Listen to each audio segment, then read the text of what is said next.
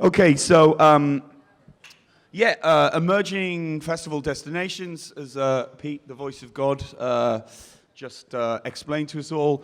Really fascinating, exciting area of our world, of our business. I think, you know, the festival experience has changed and matured over the years, and people, consumers, I hate that word, but fans are kind of striving to look for something that's a bit different, that's a bit unique, that isn't just the kind of cookie cutter stuff that's often served up. So we have some people from that field who are doing amazing things in different parts of the world.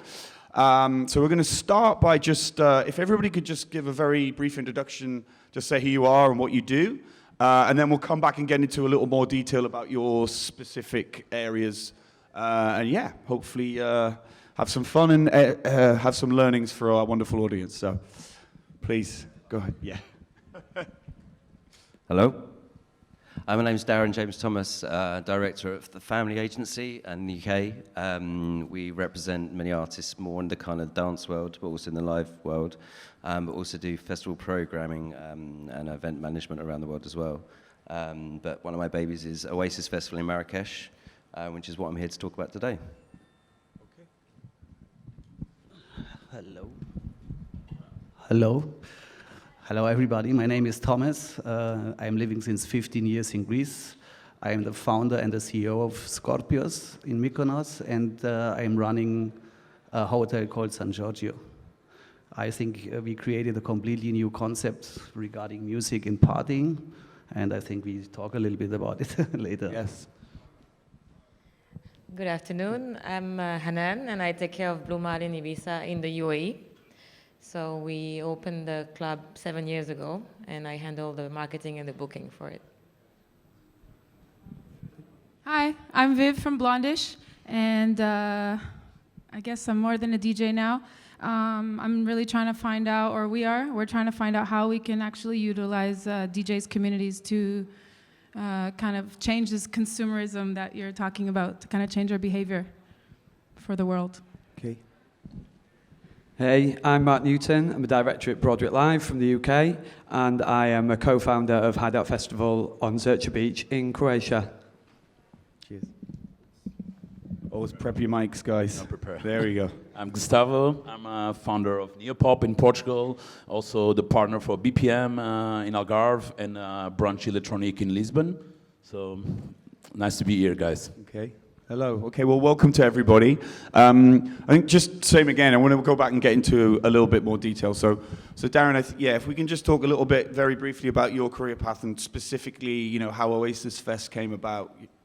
So my career path, my background's actually from the sort of record label industry, so working through EMI Records and Sony BMG before working at Live Nation, which is the first foray more into the live music sort of world and promotions.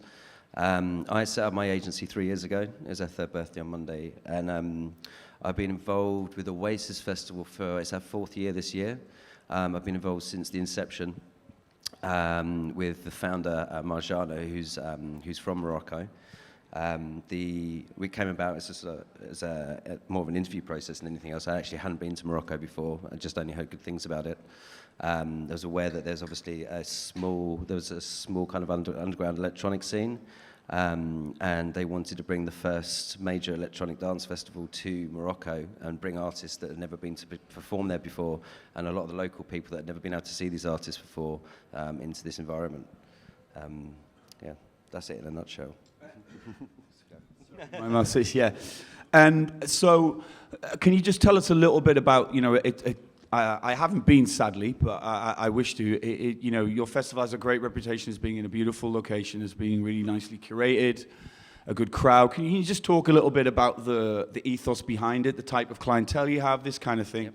So interestingly, the founder's kind of ethos kind of came from BPM Festival in Mexico, when she used to go, and she used to basically she's been a journalist and used to kind of travel, and it was her favorite festival. Wanted to bring something similar to with Moroccan culture.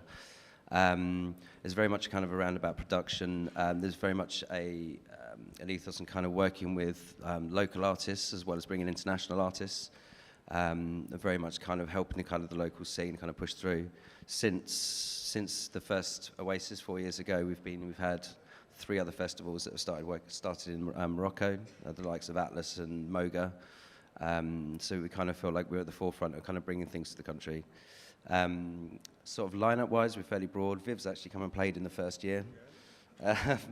But fairly broad. We kind of this year we had kind of Larry Heard, and we had Richie Horton last year where Ben came, and very much enjoyed it.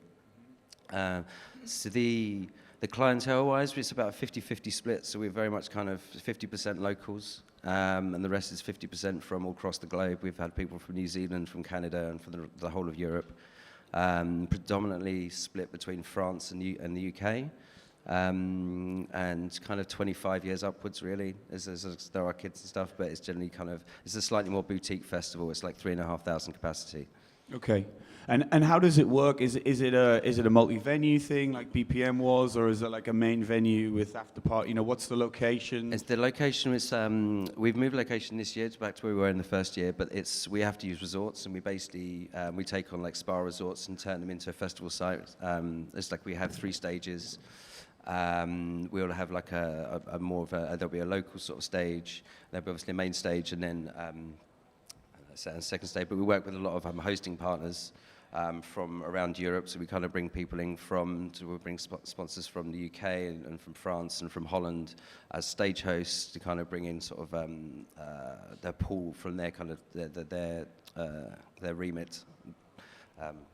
Cool. Okay. And do you incorporate much of the local, like, you know, is there, you know, a lot of these kind of destination festivals, it's about the location as much as, you know, the lineup and all of that sort of stuff. So is that, I mean, again, I haven't been, but I noticed in your advertising, your marketing, you know, kind of you're selling that kind of dream of Marrakech. Yes, the dream of Marrakech. So yes, very much so. We have like on-site art installations, and there'll be the yoga, and we have like the souk, and we kind of have very much kind of and like kind of very much bringing a kind of a piece of Morocco to the festival. So and the idea is obviously we've tried to take the festival elsewhere as well, and take that kind of spirit into Europe as well.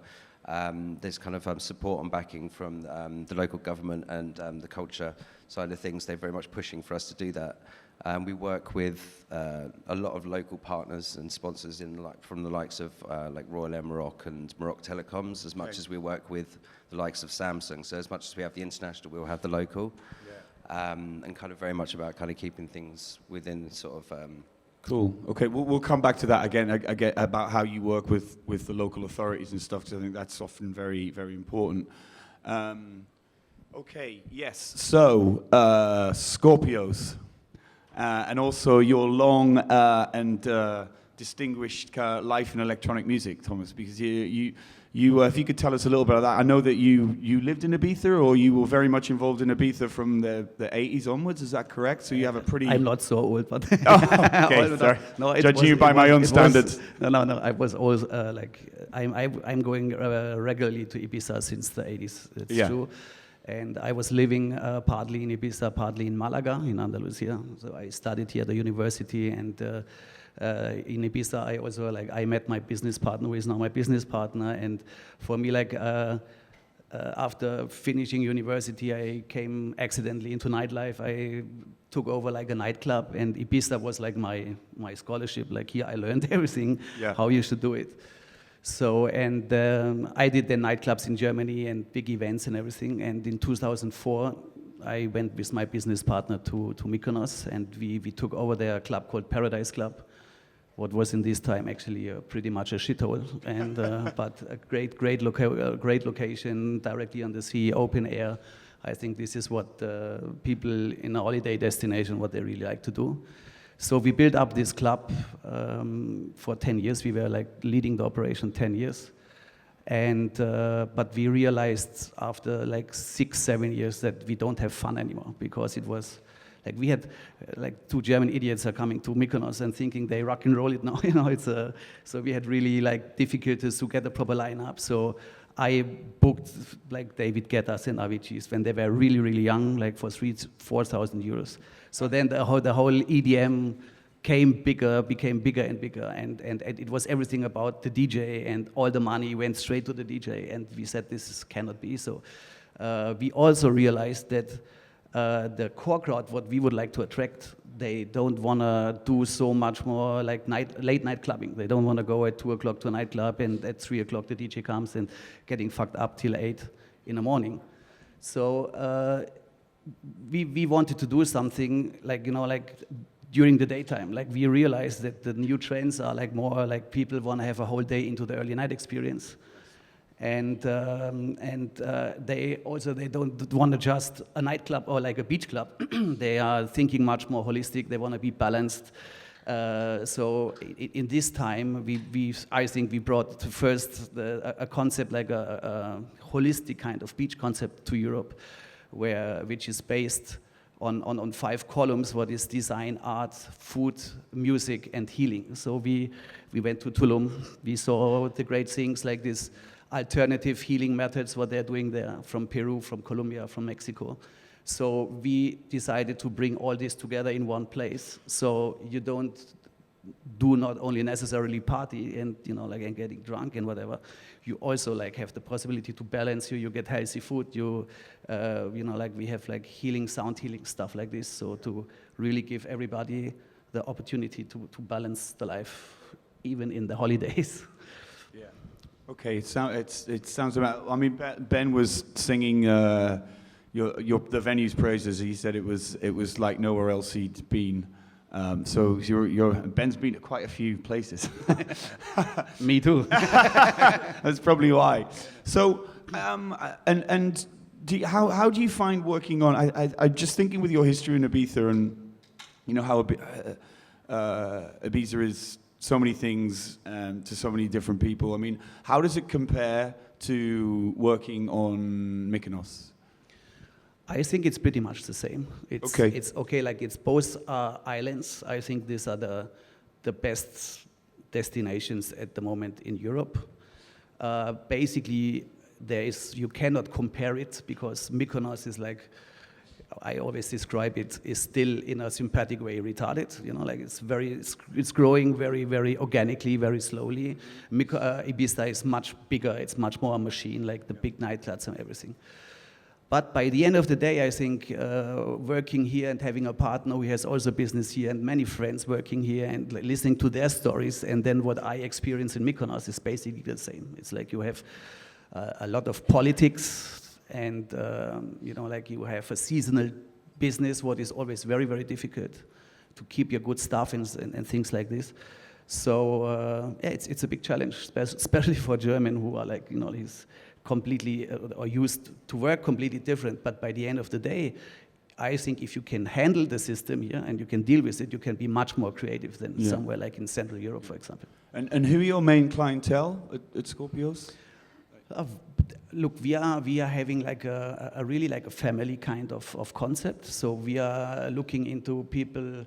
They are coming with their grandparents and with the kids. Like I would say 30, 35 till however. Yeah. And from like nationalities, a lot of Americans, a lot of Australians. There's a big roots in between Melbourne and Greece. Melbourne is the biggest Greek community outside of Greece. And Europeans. This is mainly what we have. And like people who are looking for a little bit more than only drinking and. Yeah. Okay, it sounds great. I wanna come. Okay, if we move on. So, Hanene, can you talk about your experiences with the Blue Marlin in UAE, and a little bit about your history, how you got there? Yeah, how I got there. Yeah. I don't know how I got there, but I've been there for 15 years and working in the entertainment industry for 14. Working with the same company, we've done so many concerts, nightlife events, festivals, and we moved to clubs in 2007. So we had a night called Deep Nights, doing a lot of EDM DJs such as Eric Morillo. Is this in Dubai mainly? It was in Dubai, yeah. Okay. All in Dubai. And after a while, I mean, the scene, the EDM scene kind of went down, and we said, okay, we need to do something for the city, something new, something innovative, and we thought about having a beach club. So we had this beautiful, amazing spot, which was completely natural and green, which is very special for the city. And we came up with Blue Marlin because we thought that it would be, the best way to bring the Ibiza vibe to Dubai. And we started from there 7 years ago. And so did you actually approach the Blue Marlin guys with the idea, or? Yeah, we knew them because we were coming to Ibiza before, so we knew them, and we had the idea from before, and yeah, we worked together on it. And tell us a little bit, tell us about the space, tell us about the club. What does it look like? How does it operate? So it's a bit away from Dubai, so it's like a 30 minutes drive outside, so it's a bit of a journey to reach there. And when you get there, you feel like you're not in Dubai, really. You're on holiday, right? Yeah, okay. It's like very green. It has very special energy. I mean, all the DJs who played there say the same thing. I think it's just... Can I ask how it's, obviously, because Dubai's in the desert, so is it artificially irrigated, or is it a oasis? It's like a kind of oasis, yeah. It has a canal and... I know a festival you could maybe throw in this oasis. No. We're talking about it, actually. Oh, there you go. Sorry, yes, please go ahead. Yeah, and then we brought basically all the underground scene was not existing there 7-8 years ago. So it was a big challenge for us to bring this music to Dubai. And at the beginning, people were not really buying into it and following. But we worked really hard on the ground to build a really strong fan base. And we're happy to have succeeded after all these years and brought all the big DJs that we wanted to bring and smaller acts and cool. Yeah. And who are your clientele? How does it break down? It's based on the demographics of the city, actually, because it's a very cosmopolitan city. It has 80% expats, mainly Asians, but we attract more the Western crowd. Okay. So it's very mixed. It's British, Italian, Spanish, French, German, everything. So it's almost you got a bit of an Ibiza element. Sorry, Ibiza. God, how many years? No. Ibiza. Where you have an international crowd because you have people from all over the world. But the crowd that we have at Blue Marlin is a crowd that lives in Dubai. So we get a lot of also people who are actually from the region. Yes. Whether it's Lebanese, Egyptian, Iranians. Okay. Yep. So. Okay. Yeah. Great. All right. Yeah. So Viv, next up, please. So if you can, just quickly talk about a little bit about your career, obviously. You're a successful DJ and producer, and then how you were drawn to Tulum. I think I first started going to Tulum like 12 years ago, but I first went to Playa del Carmen and instantly fell in love with the place. There's just something about that region, and I mean, all of Mexico's really special if you can get into it. But instantly fell in love and just kept going back and started going with Anastasia. And BPM kind of pulled us there every year. And then it was kind of a natural progression. Like every year we would stay longer and longer and then we would just start going to Tulum as well. And the way we ended up going to Tulum was like BPM was like, big day party, big night party, thousands of people, security, pay, tickets. It was this whole, this model. And after 3 years of having an amazing time at BPM and a different sequence of events, we were like, okay, we always like to evolve. We always like to okay, what's the next thing? So we were like, okay, so we naturally gravitated towards Tulum because we were looking for something different. And what we started to realize is exactly what Thomas was saying is okay, we like to party. We love to play music, but we want something different. We want to connect on a different level. We don't want to get into this, go out, get drunk, after party. We wanted to get out of that model. And a lot of people that were coming to Playa del Carmen, they only have a few weeks off a year, so it's go. So at this moment, we were also going to Burning Man and all this kind of stuff, so we're connecting to ourselves on a different level. Meditation, yoga, blah, blah, blah. And that's all going on in Tulum. So the way it worked in Tulum was there wasn't any parties, there wasn't any clubs, there wasn't any festivals, except for some local Mexican people. And the way it worked is around 4 p.m., before sunset, everyone would start talking on the beach. Okay, what's going on? Where can we go? And then there was like this natural, really grassroots way of parties forming. So everyone would gravitate that way on the beach. You know, it's like 200-300 people. You don't wear shoes. It's very organic. So we were instantly connected to all this. And from this, you have the evolution of what happened to Tulum, you know? And of course, when you're in paradise, you tell your friends. And you know, and then a lot of people started coming there, and now there's tons of construction, there's tons of parties. And it turned from wearing no shoes and gathering with 300 people with some mezcal to billionaires coming there and kind of changing the whole ecosystem. So this is kind of what evolution has brought us to at this point. Yeah. In Tulum. And how do you feel about that? I'm guessing from your tone of voice, you see it as a negative thing. I mean, how do you manage that, or I don't know. No. I mean, we started doing a party there called Abracadabra 2 years ago with 3 other girls. There's 4 of us doing the project, and it's a part of our ethos is to now when we're going into a new ecosystem, how can we change our behavior? And with our whole community, how can we educate each other, involve together, so we're not just take, you know, because Tulum gave us so much. Now, how can we give back? Because, you know, you can't approach a new place like that, and you gotta go with your heart and like really rethink the way you're doing things. Are you worried that it's going to become spoiled? I mean, these are the measures that you're taking to try and make sure it doesn't become spoiled, right? No, Tulum is an interesting place because no one can just go there and do a party. You have a lot of politics, not with promoters and this and that. All the promoters work together there, you know? They don't step on each other's toe, which is a beautiful thing. Yeah. But you have obviously the real serious thing, you know, where it's not jokes. You have guns and cartel and this kind of stuff. So not anyone can go do a party there. So that's what keeps it down, right. Which is okay. I mean, it's weird, but it's quite a contradiction that you have all of this. I mean, I've been lucky enough to go to Tulum a few times, and it's beautiful. It's paradise. It's all of the things you're saying. It's amazing. To have that sort of positivity. I guess it's the same everywhere, though. But then you always have to have the government and the whatever, or the gangsters, or everything. You know, everything is balanced in some way, shape, or form. Yeah. Well, we can talk about that shortly. Say about kind of working with local authorities or local problems. But thank you very much, Mark. If you want to just give us a little bit of about your background and the stuff that you guys are doing in Croatia.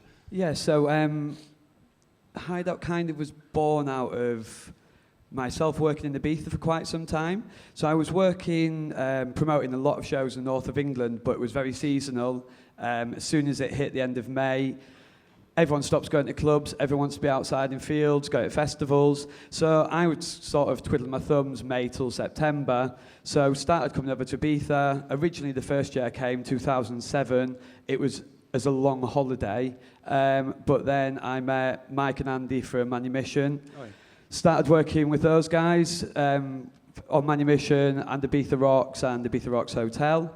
We did that for a couple of years, and then when Manumission came to a close, I spoke to Andy, let him know what I was doing back in the UK, the artists I was working with, and we kind of came up with the idea of launching a new event at Eden called Reclaim the Dance Floor, which would sort of bring a lot of these emerging artists from the UK into Ibiza because there wasn't really an outlet for them over here at that point in time.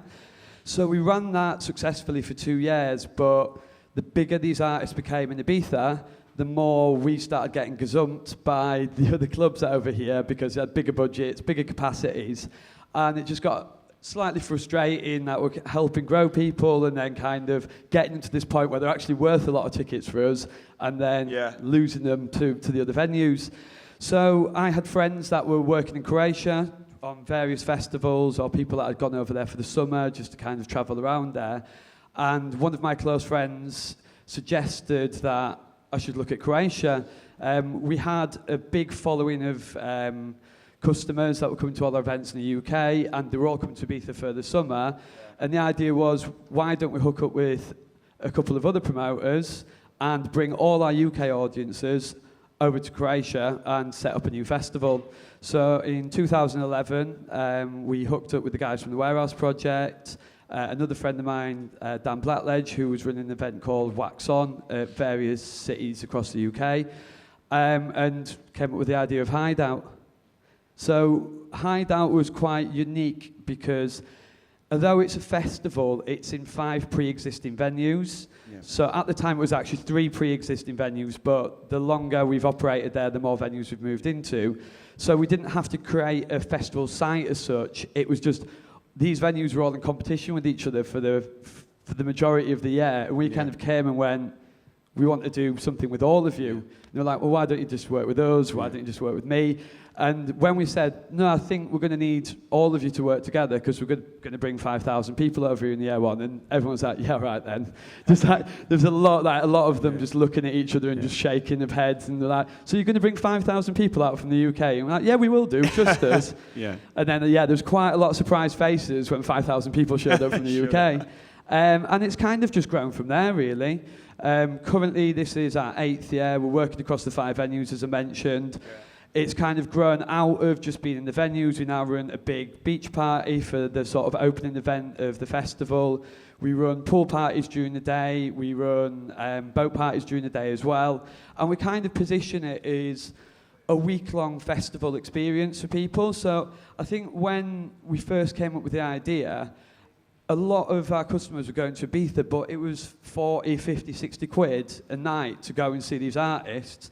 We priced the festival at £99 for 5 days, and you got to see all the artists that were playing at the clubs in Ibiza, but you were saving a lot of money, and drinks were cheap, and it was something a bit new and different for everyone else, really. Yeah. And your clientele, is it still mainly Brits, or is it more of a mixture now? Or? I think because of the artists that perform, the time of year plays quite a big part in this as well. It varies year on year, but I'd say about 80 to 90% Brits. Right. We get quite a lot of people from North America and Australia as well, and then a small amount of people from Croatia, Italy, Slovenia. But I think a lot of it is down to musically where it's positioned. Also, we've got Ultra in Split, which is normally about 2 weeks after us, and a lot of the local audiences are more into that Ultra sound, so they go to that.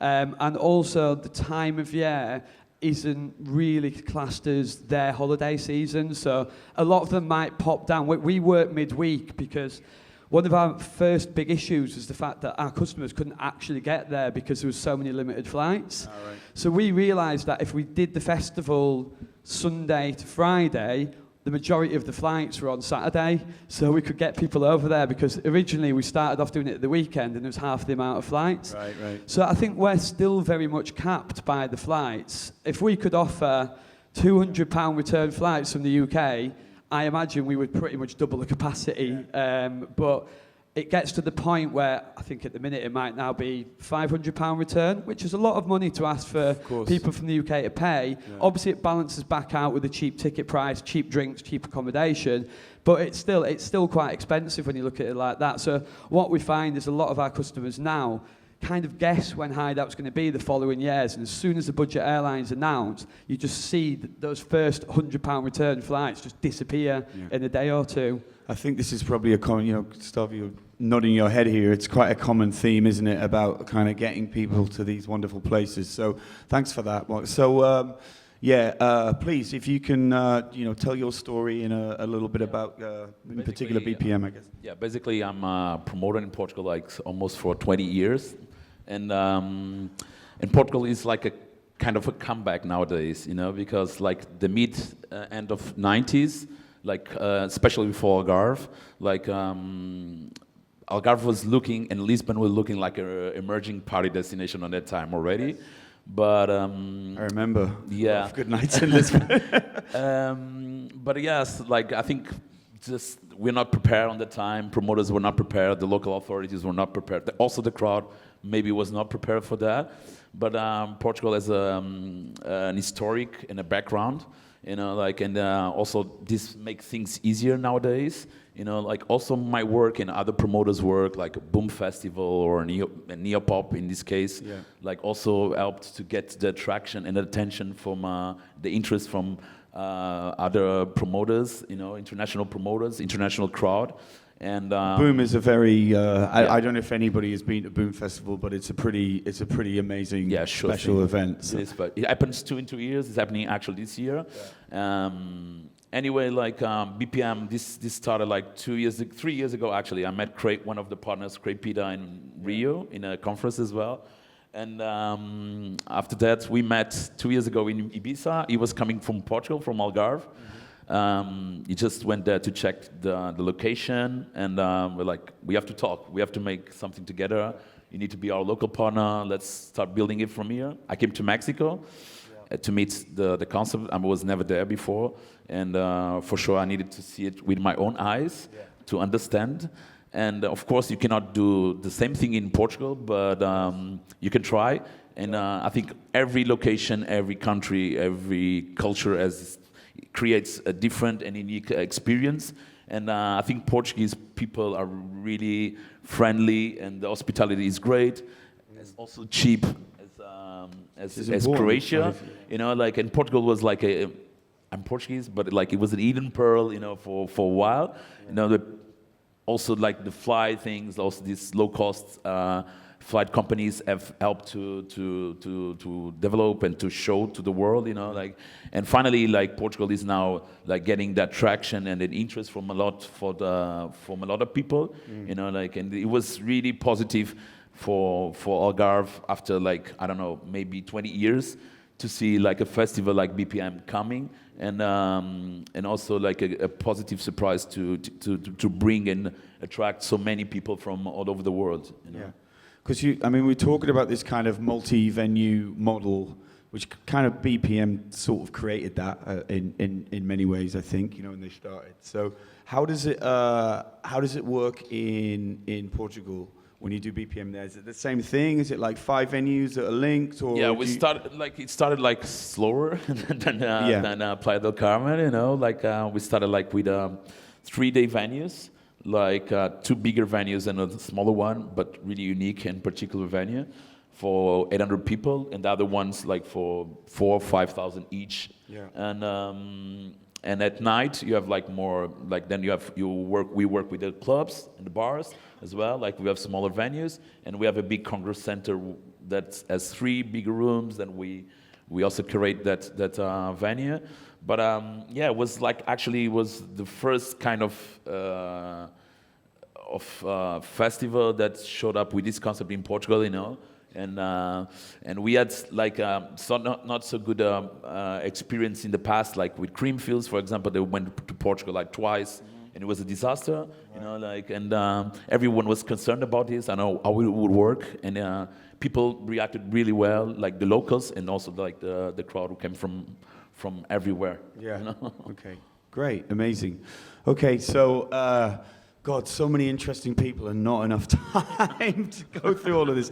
Running out of time. So, all right, I'm just going to throw some questions out, and feel free to. So, I think, not to the audience, not yet. You will have your moment.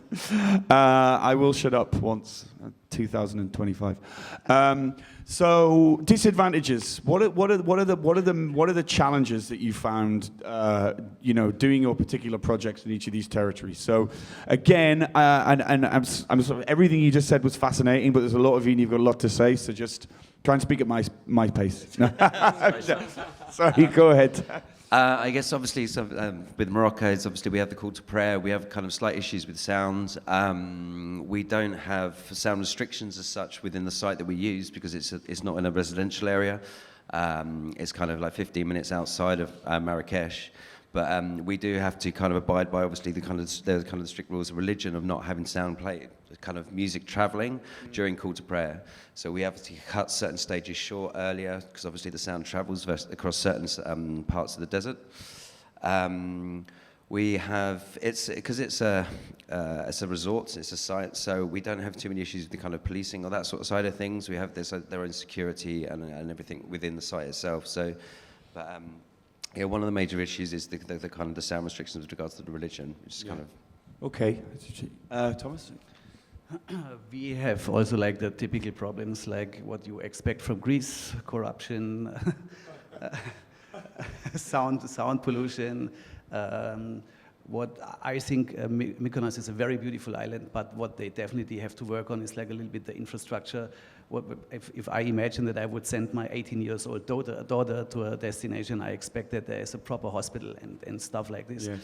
I think there is something to work on, and then also like plastic rubbish. There is no restriction in Greece. Like we have everywhere these tons where you can put in whatever you want to do, and in summer when the island is really full on, it looks really awful. So there's lots of trash. Yeah, but the biggest, like when the first time in my whole business life when I was speechless, was like when we opened Scorpios, and 6 weeks later, on the 9th of July, I will never remember this, my lawyer called me and said, what we do now? I said, why? He said, we are under capital control. And I said, what do you mean? I said, basically all your money is gone. So we were like, wow. Like 6 weeks after we opened, Greece had like 6 weeks or 5 weeks, all banks closed. Of course. So like all the money which came in with credit cards was frozen. We had no idea if we're gonna get it back, if what happens. So we were literally like every night sitting there. We were giving discounts for cash payments. Like if you pay in cash, you get discount of 10%. And then we were like counting our money and thinking about, okay, what do we buy tomorrow, tomatoes or champagne or, you know, like. Wow. So on the same time, I was engaged in this time, so my girlfriend left me, and to make it even worse, she took my dog with her. And then I was sitting on the table, I remember this, like 10 o'clock in the morning, and I took the first cigarette after 18 years. And I said, what the fuck, the universe wants to tell me here, okay? But by the end of the day, it's now 3 years later, our business is very, very successful. I stopped smoking a year ago. I have the most beautiful girlfriend, and even my dog is looking better now. My new dog is better looking than the old one. So, what I always say, everything happens for a reason. Yeah. So yeah, this was really hardcore. Anyway. Well, that is a challenge. Sorry, please. Your biggest challenges that you face. Top that. I actually have one. But anyway, we'll. No, I never owned a dog, so it's fine. Yeah. Okay. No, the challenges we have are mainly, if we talk about the setup, are mainly environmental, because we have very, very hot summers, obviously, so we close during summer. Other than this, we have rules and regulations set by the government, but it's pretty clear. And the challenges we have on the market right now would be, I guess, the competition that is really raging at the moment, and a lot of new clubs, a lot of new places opening, and yeah, this is mainly the challenges we have today. Okay, great. Viv? Do you know what I'm going to talk about? I have an idea, but I don't want to spoil the surprise. Well, it's probably a challenge that we all have. Yeah, no, it's probably a challenge we all have. It's also environmental. Because, okay, thank you, great. It's also environmental because we're starting to see the effects so quickly. You know what I mean? Like consumers coming into a paradise, a very volatile and very sensitive place. We all have parties. This thing with the flights, how I'm actually really happy that the flights are more expensive, because paradise is paradise for a reason. You know, if it was easy to get there, it wouldn't be paradise. Yeah. So, you know, for a reason, we should be thankful for that. You know, because we have to. There's a lot of rewiring we need to do before, you know, that can happen. So, anyway, so it's environmental, basically, and it's a huge challenge because there's so many different things involved.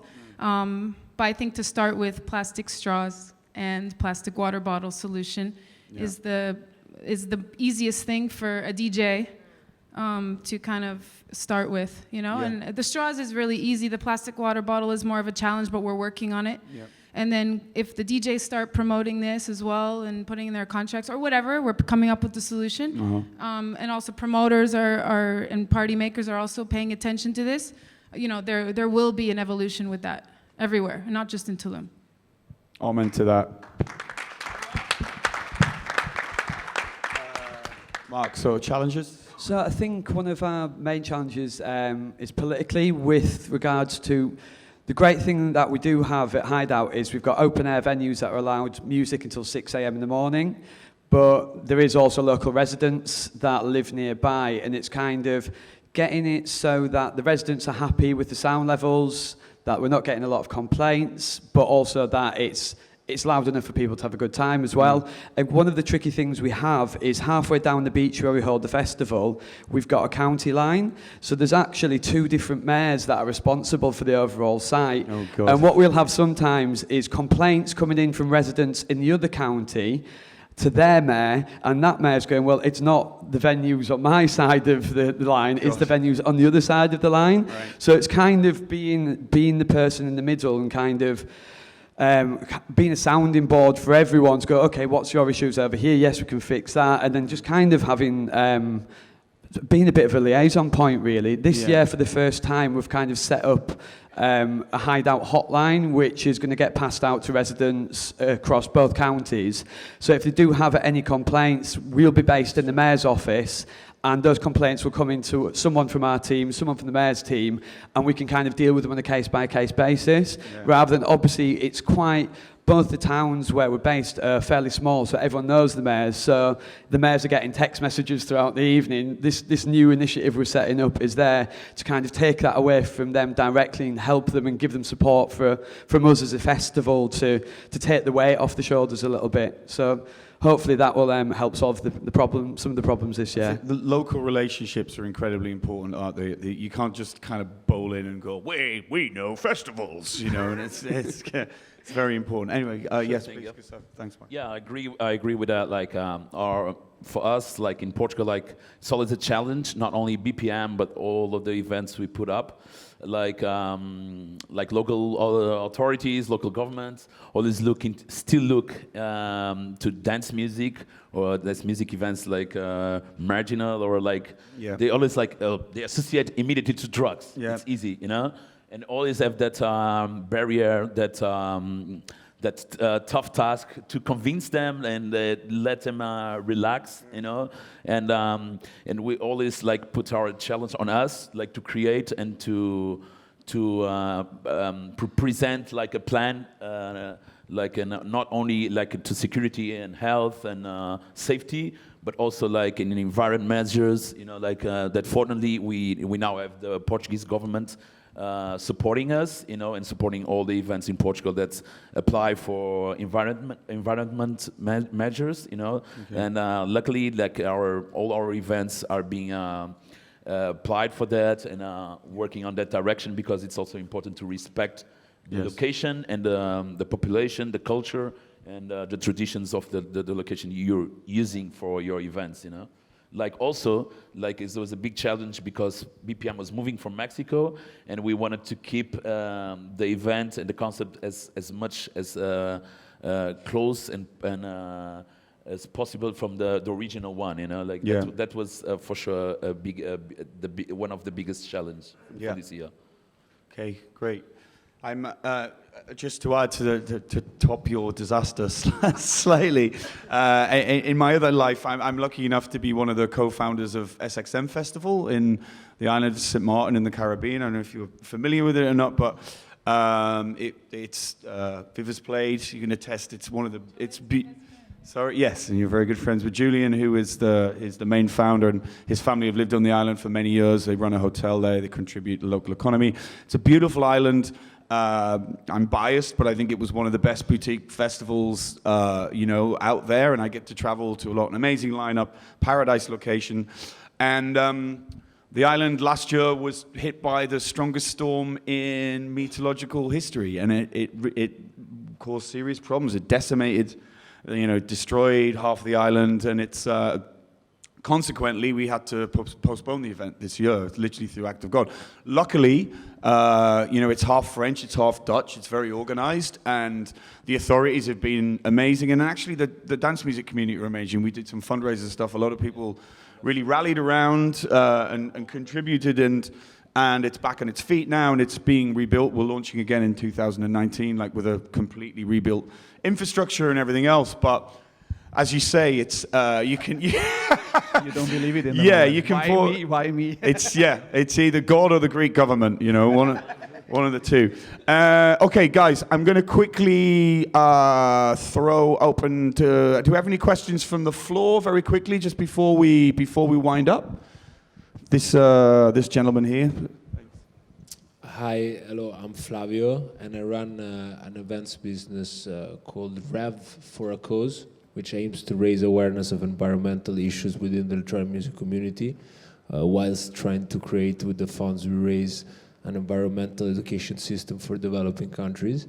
And my question really, I was so happy to hear Blondish being very supportive of the environment, which I hope to have a chat with.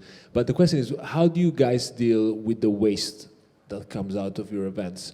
I mean, you're mentioning that, because there is a lot of it. I mean, we can educate, I believe, the young crowds a lot about it. You know, I think we need to have an educator sort of approach to the people that come, that all the funds that the music industry can rely on are a strong and powerful ally to be able to help this world, especially with the, you know, emerging destinations. I mean, those are the ones that possibly needs the most help.